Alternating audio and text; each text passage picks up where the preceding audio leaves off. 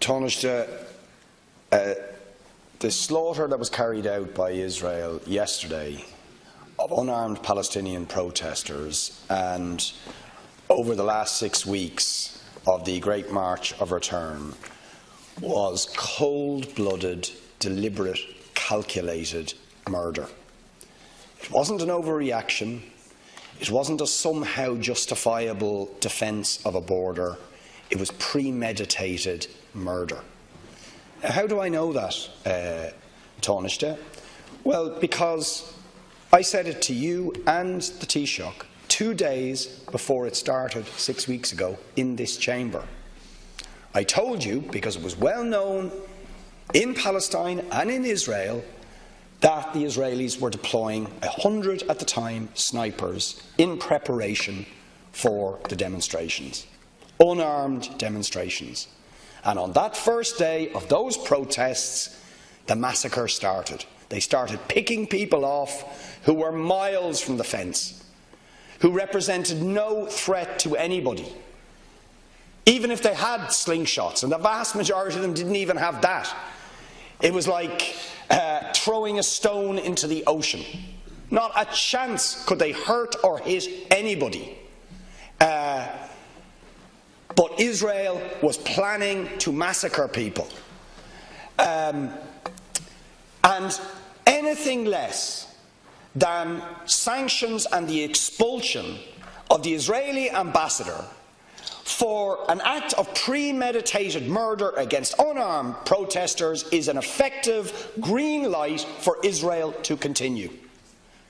Because nobody can seriously suggest, if a state is willing to slaughter in a premeditated way nearly 60 people yesterday, about 45 over the last 6 weeks, is willing to impose an 11-year-long siege on Gaza, imprisoning 2 million people in a siege, refusing to let them in or out, refusing to let goods in and out in order for them to regenerate their tiny patch of land, is willing to continuously break international law by expanding illegal settlements into territory designated for the Palestinians. Nobody can seriously suggest that your words of concern, your calls for restraint, are going to make a blind bit of difference to these people. They're not interested. If they had been even remotely interested in peace, they wouldn't have breached the Oslo peace agreement within hours of it being signed. Within hours of it being signed, they were breaching it and expanding settlements. So they have played the international community with the pretense they're interested in peace, while in fact in front of everybody, explicitly and blatantly carrying on with their illegal activities. And when Palestinians try to resist in any shape or form, they are dealt with the most cruel, savage, murderous brutality. And we just sit back and just continue to let it happen. And I ask you this honestly, Taoiseach, what are the Palestinians supposed to do? Okay? They elect a group of people in 2005 in a free and fair election observed by international observers. Israel refuses to recognise that government.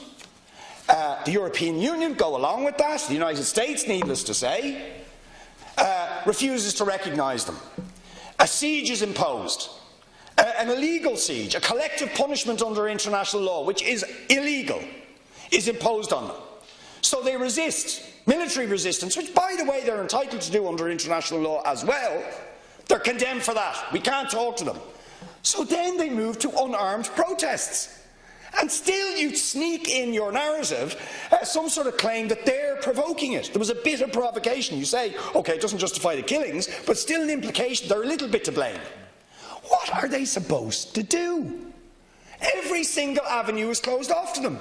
You won't even talk to the elected representatives. I have appealed to you over the last number of weeks. Will you talk to Hamas?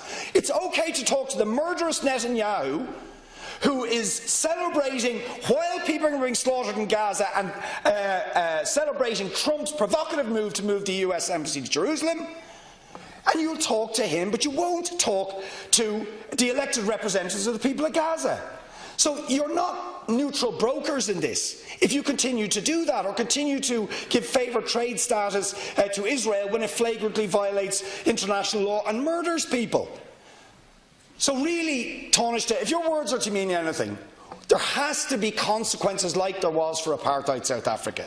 Surely Israel has reached that point where we can say that the sort of action that finally brought apartheid South Africa to heel is necessary for the rogue state and the apartheid state of Israel.